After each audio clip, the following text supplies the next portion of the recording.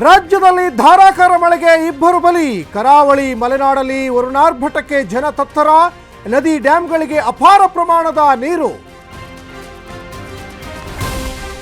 ವರುಣಾರ್ಭಟ ಹಿನ್ನೆಲೆ 6 ಜಿಲ್ಲೆಗಳಿಗೆ red alert. Kodagu ಜಿಲ್ಲೆಯಲ್ಲಿ ಶಾಲಾ ಕಾಲೇಜಿಗೆ ರಜೆ ಘೋಷಣೆ. ಭಾಗಮಂಡಲದ ತ್ರಿವೇಣಿ ಸಂಗಮ ಜಲಾವೃತ.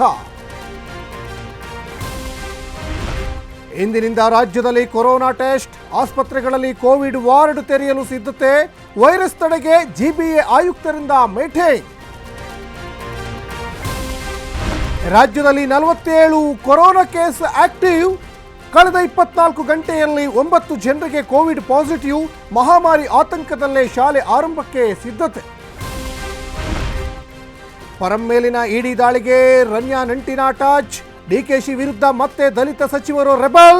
ನಟಿಗೆ ಗಿಫ್ಟ್ ಕೊಟ್ಟಿರಬಹುದು ಎಂದಿದ್ದಕ್ಕೆ ಗರಂ.